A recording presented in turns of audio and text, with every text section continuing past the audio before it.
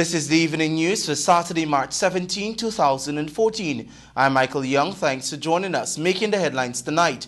Government complains about opposition death threats. NISIL to make announcement soon as Marriott Guyana lights up. Bank of Guyana Governor laid to rest Sir Sridhar Ramphal to soon launch new book. And 18 men report abuse from women. Let's get right into tonight's top stories. Let's tell you first that government legislators have expressed concerns over what appear to be direct threats on their lives made by opposition members in the National Assembly on Thursday as they lodged complaints with the Speaker, Raphael Trotman. Details in this report.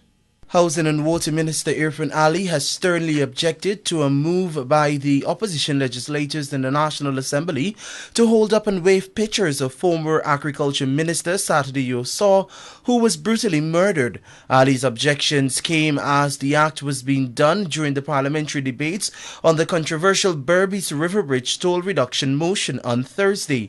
He said that he saw the waving of Sasaw's picture during the debate as insensitive and a threat to him as a minister of government. On a point of order, in the back row of the opposition benches, they are waving a portrait of one of our colleagues who was brutally murdered. I don't know, Mr. Speaker. One second.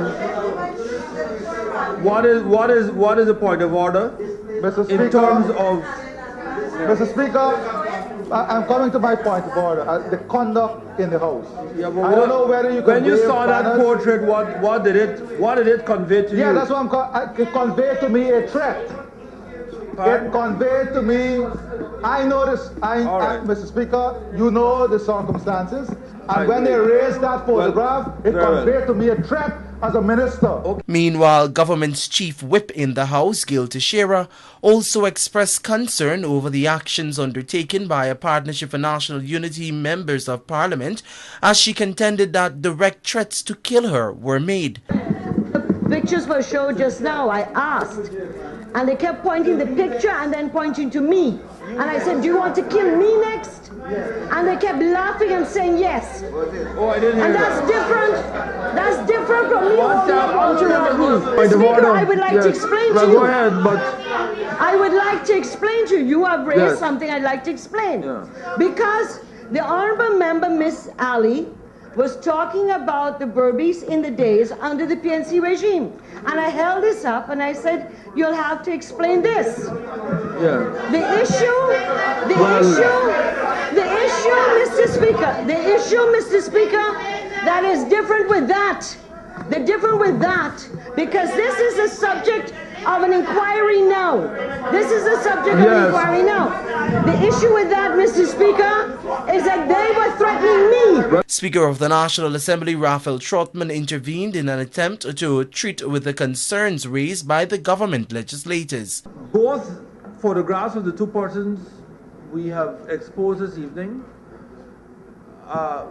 really conjure up terrible images of the past of Guyana. And I would ask that we not do so. What might appear to be mirth and merriment for some will affect others. And so with respect to each other's sensitivities, let us refrain from exposing photographs of persons who have been brutally murdered or otherwise killed by other devices, I don't know. So please, like I said, neither photograph affected or bothered me, but that's not to say that it would not have affected the sensitivity of another member. So let us please agree not to do so. Opposition Member of Parliament Vanessa Kissoon, when asked if she intended to use the Sasaw's photo to threaten any government legislator, responded in the negative. For the evening news, Michael Young reporting. While the Cabinet promises that all of the questions with respect to the Marriott International Hotel will be answered soon, lights at the building, which is under construction, are already on. Let's get more details in this report. The Marriott Hotel, which is still under construction, has installed its logo on the building in Kingston. The emblem has been put in place despite an obvious deceleration in works on the exterior of the building. This development comes even as the government declines to state who is the main investor in the multi-million-dollar project. However, head of the Presidential Secretariat, Roger Luncheon, says that all questions will be soon answered. Indeed, matters, as you pointed out, are ongoing.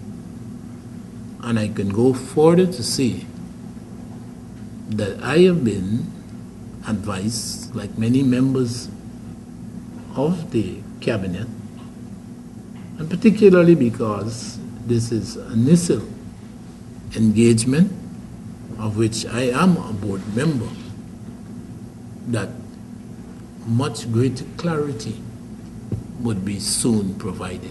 The Marriott Hotel, which is set to open in August, will show off close to 200 rooms and will provide employment for close to 500 Guyanese. For the Evening News, Shania Singh.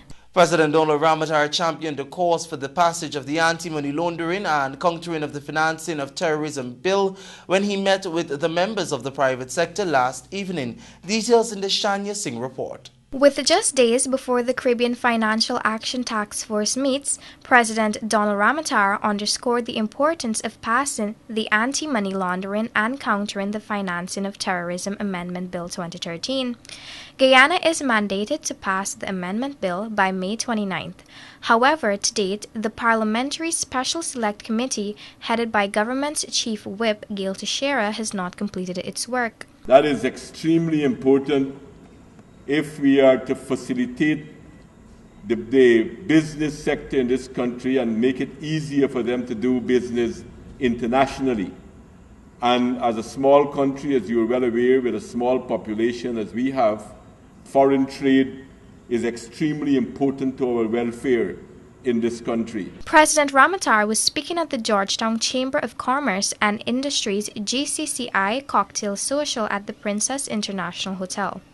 Meanwhile, newly elected president of the Georgetown Chamber, Lance Hines, the chief executive officer of the Brain Street Group, said the cocktail social was held to create a greater bond among GCCI members and the wider business community. The genesis of this event was really based on the fact that we don't think we spend enough time with each other. There is the AGM where we meet, and after the election, the councillors get about their business. We meet again at the launch of the Business Magazine, the gala dinner, the AGM, and that's really it. So we believe that we don't mix, we don't mingle enough. So the idea is to start, this is our first mixer. There are going to be others. And a lot of it is to get everyone to know each other, mingle, discuss business if you wish. Hines used the opportunity to introduce the new management committee, which was elected in April, while emphasizing the importance of building partnership. Hines aided in presenting certificates to some of the 8 honorary members of the Georgetown Chamber that were present, including Guyana Revenue Authority GRA Commissioner General Khurshid Sattar, Housing and Water Minister Irfan Ali, and Mexican Ambassador to Guyana Francisco Alguin. Other honorary members include Leader of the Opposition David Granger and Home Affairs Minister Clement Ruhi. For the Evening News, Shania Singh. Hundreds gathered today at the St. George's Cathedral to pay their last respects to former Governor of the Bank of Guyana, Lawrence Theodore Williams. Here are more details from Gabriela Patram. Lawrence Theodore Williams, former governor for the Bank of Guyana, was laid to rest today. His funeral service was held at the St. George's Cathedral. Hundreds attended to pay their last respects. These include President Donald Ramotar, Prime Minister Samuel Hines, Minister of Finance Dr. Ashley Singh, Leader for the APNU David Granger, members of the Diplomatic Corps, among others. Giving the eulogy was the governor's best friend Frank Bowen, who stated that Guyana and the Bank of Guyana has lost a great son of the soil and a tremendous leader. Speaking on behalf of the government, Dr. Ashley Singh, and Minister of Finance, stated that Williams served his country well and he is by far irreplaceable. Tributes also came from Deputy Governor for the Bank of Guyana, Dr. Gobind Gango, Chairman of the Committee Central of Banks in Guyana, Chairman of the Guyana Bank Association, among others. Governor Williams passed away on Wednesday morning, May 7th, after he lost the fight to cancer. He was appointed the Governor of the Central Bank in 2005. Mr. Williams took to the governor's office over 25 years of diverse cumulative central banking experience. For the Evening News, I'm Gabriela Patram. Leader of the People's National Congress Reform, David Granger, on Friday rubbished statements made by some of the individuals at the recently commenced Walter Rodney Commission of Inquiry. Details from Jumo Paul. PNCR leader David Granger says that the relaxation of rules at the Rodney COI has led to some people giving testimonies that can be considered as nonsense. Granger's party is seen as orchestrating and ordering Rodney's assassination by many local, regional and international interest groups. We've already seen the relaxation of certain rules of evidence, and I'll ask my colleague Mr. Bond to speak about that. The relaxation of certain rules of evidence, so that people are getting up and talking about their dreams and premonitions and their guesses. They heard somebody who said something about some accident having occurred. I didn't get a job, so how can you say you didn't get a job? So somebody got killed. So a lot of nonsense is being said, and much of that is being scraped together in order to malign the People's National Congress Reform, and we wouldn't have any of it. Granger further urged the government to ensure that the truth is being derived from the proceedings at the inquiry and not what was just public perception. What we would like to say is that we call upon the Commission of Inquiry itself, not the President, not the PPP Civic Administration, to pursue the truth. We have nothing to hide. And were the truth to be told, the people of Guyana would understand better how Dr. Rodney came to be in possession of a certain device in a brown paper bag, why he agreed to have it tested in a certain place in the dead of night, what he intended to do with that device, because a walkie-talkie doesn't speak to itself.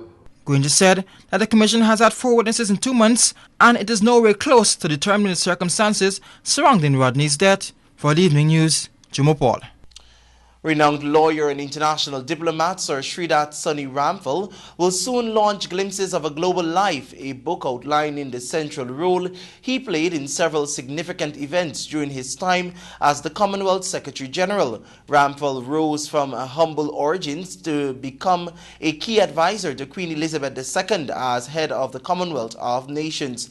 Leaders from every continent engaged with him as the longest-serving Secretary General of the Commonwealth in 1975 to 1990, and the only person who served on all the independent international commissions that grappled with the world's major issues. Glimpses of a Global Life involves a cast of the world's leading characters and the central role Ramphal played alongside them in issues such as ending the apartheid in South Africa, laying the foundations for the global concerns about the environment, the reform of the global governance system, and the resolution of conflicts. The core of the book is concerned with the 15 years he served as the Commonwealth Secretary General, for 11 of which Margaret Thatcher was Britain's Prime Minister.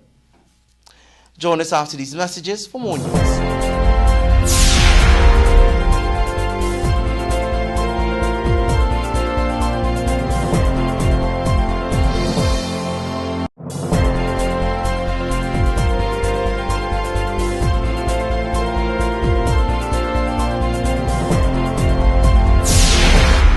Welcome back. You're tuned to the Evening News. Help and Shelter Guyana is encouraging men to break their silence and speak out about domestic violence and abuse, as it disclosed that 18 men have reported instances of abuse so far for the year to the entity.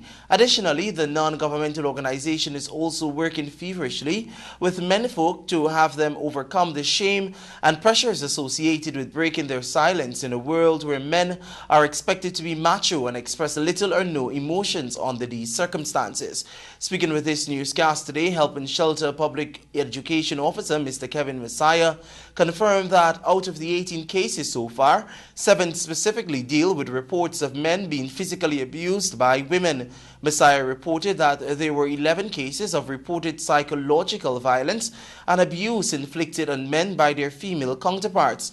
He said that while he could not divulge details as to the extent of the abuse, the men who went to the facility for assistance are from varying backgrounds, ethnicities, and social levels. As the Tourism Ministry gets ready for the upcoming inaugural Guyana Festival, Courts Guyana, being a corporate citizen, donated $2 million towards the initiative. Details in this report. Courts Limited today donated $2 million to the Ministry of Tourism for the Guyana Festival. The managing director, Clyde DeHaas, said that it is a unique opportunity to support an initiative to create tourism awareness. It will create the tourism awareness not only in Guyana but also outside. So it's a pleasure to be here and to handing over our sponsorship to the minister and his team to make this a successful festival. Minister of Tourism Irfan Ali expressed gratitude over the donation since he believes that Guyana Festival will be a significant boost for Guyana's tourism industry. Courts has always been a tremendous partner to the ministry in national development and also in promoting our tourism product, in enhancing our product, and in developing new ideas to stimulate the tourism industry. So I want to congratulate Courts. I think they are an excellent example of a good corporate citizen with strong commitment to the local market and to the Guyanese people. The inaugural Guyana Festival will see the country's traditional music, dance, food, art and craft being exhibited at the Guyana National Stadium, Providence on August the 8th to 10th. The 3-day event will be marketed in North America and the Caribbean and is aimed at bringing awareness to Guyana's diverse cultural heritage and generally the nature of its tourism product, locally, regionally, and internationally. For the Evening News, Shania Singh. Canadian High Commissioner Dr. Nicole Giles is calling on government to establish systems that would see local government elections being hosted this year. More details in this report. Canadian High Commissioner to Guyana Dr. Nicole Giles on Thursday urged the government to host the local government elections, noting that it is vital and critical in the development of the country. Dr. Giles was speaking at the launch of the Parliament's website and live streaming project at Parliament Buildings, told those present that though the country was making strides in other areas such as technology and e-governance, there is still a need for bigger strides to be taken, particularly in the direction of local government elections, citing the need for proper systems and structures to be put in place so that a country can be positively developed. As Guyana makes important strides in advancing e-governance and making itself increasingly accessible to its citizens, it is also critical that the citizens of Guyana have fully functioning structures in place at all levels of government, including at the local level. It is equally important that citizens of Guyana are able to exercise their voices through their votes in selecting their own government, including at the local level. Local elections at this stage in Guyana's rapid development can only serve to build on progress that has already been made and are critical for its future development. Dr. Giles' statement came on heels of several other calls being made by various sections of society for local government elections to be held, given the current situation at some of the municipalities. Just last month, several organizations in the country called on the government and the Partnership for National Unity, APNU, to work together in the interest of holding the much-needed local government elections. For the Evening News, I'm Gabriella Patram. A Partnership for National Unity Member of Parliament and Shadow Home Affairs Minister Winston Felix has condemned the statement made by the Guyana Police Force to the effect that it is being made a scapegoat. Jomo Paul reports. APNU MP Winston Felix says that it is strange that the police can say it is being made a scapegoat when in fact it is the one conducting the investigations. I want to suggest to you and all the other journalists here that whatever is being thrown at the feet of the DPP starts with the police, because the DPP has to review an investigation submitted in a file by the police. It's not that the DPP is making up everything. It's where the police submits a file and submits all the relevant documentation. The DPP has something to work with. If there are misleading components of that investigation, then the DPP will be misled. But my thoughts are that the police must do a proper investigation and submit a file. Felix contended that the police force was out of order when it issued the statement. That's not an excuse. Come to clean your face in the public. It's not good for an organization like the police. you have to see what has gone wrong and make efforts to ensure that it does not happen again. Running to the public crying is not a proper response. And that is what that release told me yesterday, that the police crying about the fact that the case is dismissed. There are two parties to it, and both parties should have observed where things are going wrong. The Guyana Police Force on Thursday made attempts to shift the blame for the non-conviction in the Damien Belgrave court case. According to the police, the chambers of the DPP and the Police Complaints Authority should be answerable for the collapse of the case. The police said it depended on these two bodies for legal advice. For the Evening News, Jimo Paul. A new social organization has been launched which will see young people being able to give their views on political and social issues that are affecting them. Here are details from Gabriela Pachram. A new social change organization is on the block seeking to shift the way young people think and their attitudes, values, and resources towards the common good of our society. Speaking with the Evening News was founder of the group Clinton Erlin, who noted that Blue Caps inherits its philosophy based on the tenets of change, advocacy, policy, and service. We are also looking to host our first leadership training session sometime in June. We're looking towards a platform where we can capture most of the views of young people across Guyana. And once we've done that, those views will form the foundation of the advocacy efforts for us. It's not going to be decided by one or two individuals or those who sit around the steering committee of the Blue Caps. It's going to come from ordinary Guyanese youths from across the country. Some of the leaders from their own communities and groups will inform us. And at some point we decide on a forum in which we can gather that kind of information. He said the group must make meaningful contributions to the wider society and the discourse on things national. At the moment, there's just a steering committee who's planning on what we're calling the core foundational issues, which is to build up the group. Part of that process is our constitutional registration.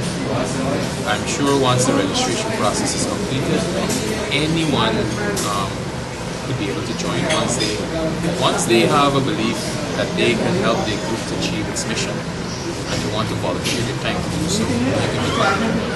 And then we have our rules and systems and structures in which you have to operate within. And a big part of what we do is to ensure that everybody abides by our values, our value statement. And some of those statements will include things like equality, respect for each other, respect for diverse opinions. You can disagree with me, but do so in a respectful way, do so in an honest way. And we're also looking to build on a code of conduct in the way in which we operate. We're asking also, part of our is to be very objective. For the Evening News, I'm Gabriela Patram. Join us on the other side of the break for your regional, international news and, of course, your bridge reports.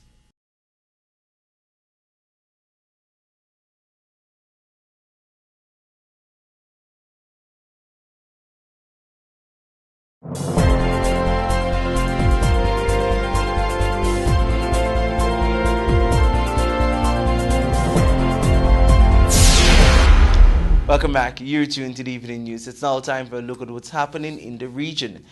The Trinidad and Tobago government on Friday denied reports of an imminent coup as hundreds of workers and commuters made their way early out of the city. Communications Minister Vincent Virat, in a taped media message to houses in that country, described the plot as a hoax and part of an orchestrated campaign to destabilize the oil-rich Twin Island Republic. He said this is the second rumor in the past week aimed at disturbing the public peace, adding that there is no truth in the rumor about an attempted coup in Trinidad and Tobago. On July 27, 1990, members of the radical Jamaat al-Muslim group, led by Yassin Abu Bashk, on stage an insurrection aimed at overthrowing the then A&R Robinson administration. Bark led more than 100 members in coordinated attacks on the parliament and the lone television station. At least 24 people, including one legislator, were killed during the 6-day insurrection that ended on August 1. Bark Mubarak and his men were tried for treason, but the Court of Appeal upheld the amnesty offered to secure their surrender, and they were released. However, the London-based Privy Council, the country's highest court, later invalidated the amnesty, but the Muslim members were not rearrested. Internationally, India's Prime Minister-elect Narendra Modi has been performing religious rituals in the Hindu holy city of Varanasi after his election's landslide. Modi offered prayers in the banks of a river there after being greeted by jubilant supporters.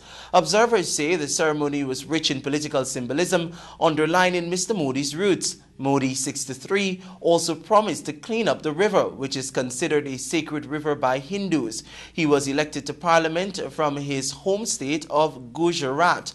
Earlier, he held a victory procession in the capital, Delhi. Narendra Modi secured the most decisive election victory in India in 3 decades, campaigning on promises to revive the ailing economy. He's expected to be sworn in next week. And now it's time for a look at your bridge reports. The Demerara Harbour Bridge will be closed on Sunday, May 18 at 5 hours 30 for a period of 1.5 hours. The Berbice River Bridge will be closed on Sunday, May 18 at 6 hours 40 for a period of 1.5 hours. The Parika and Supernam ferries will be departing at 7 a.m. on Sunday, May 18. Both ferries are also slated to depart their respective locations at 19 hours on Sunday, May 18, 2014. Join us on the other side of the break for your sport news sponsored by MacOrp.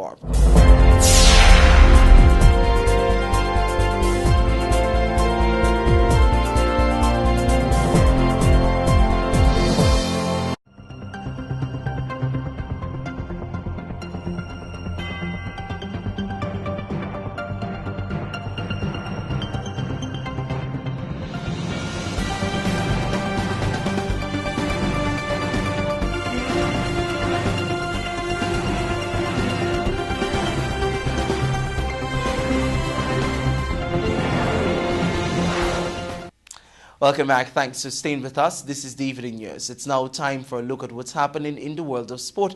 But first, your headlines. Independence 3-stage cycling meet pedals off. All systems in place for tomorrow's pre-independence horse race meet. And Akshay Humraj copped Rose Hall Tongue Youth and Sports Club Cricketer of the Year award.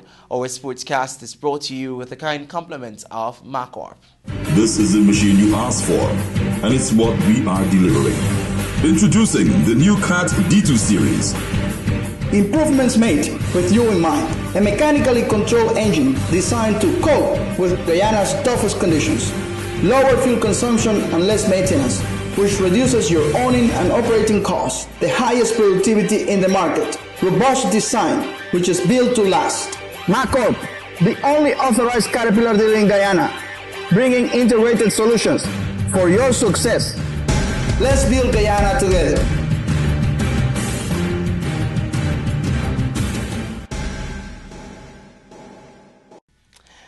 Welcome back. It's now time for a look at your sport news in detail. Team Coco's Darren Matthews won the first leg of the 32nd Annual Independence 3-Stage Cycling Meet on Saturday morning in East Berbice. Matthews pulled away from a 6-man pack as he neared the finish line at New Amsterdam. He clocked 1 hour, 44 minutes and 23 seconds. The race commenced at Criverton with 85 starters after a record 96 cyclists had registered. The Guyanese Quentin Jaron Williams, Delroy Hines and Paul de Nobrega, Marlon Williams and Alonso Greaves rounded off the top 6 in the first stage. The second stage from Rosignol to Carafesta Avenue, Georgetown was also held this afternoon, but as of press time, no official results were available. The event will conclude tomorrow with the final leg from Linden to Georgetown.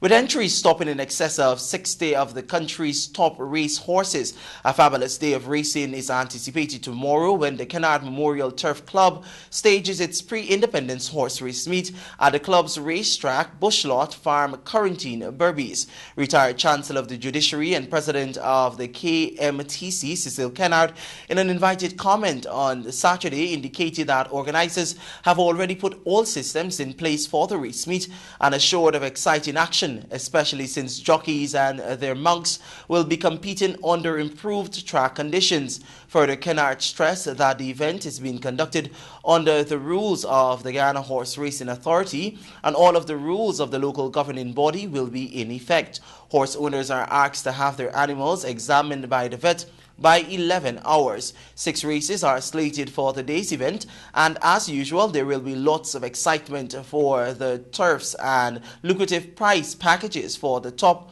horse owners. Talented batsman Akshay Humraj will tomorrow receive the prestigious Cricketer of the Year award for 2013 when the Rose Hall Town and Youth Sports Club stages its 24th annual award ceremony at the St. Francis Community Developers Training Center on J.C. Chandy Singh Avenue in Rose Hall Town. Humraj, a national under-19 player, will receive $500,000 and a prize package, which includes a return ticket to the USA. West Indies female all-rounder Charmaine Campbell, who is the current National Female Sportswoman of the Year, will receive the Female Cricketer and Runner-Up Cricketer of the Year awards. Minister in the Ministry of Finance, Bishop Warren Edgell, is expected to deliver the feature address at that event. That has brought us to the end of your Saturday edition of the Evening News. I'm Michael Young, thanking you very much for joining us and encouraging you to do join us tomorrow at 19 hours for a look at the Evening News Weekend Review. Goodbye.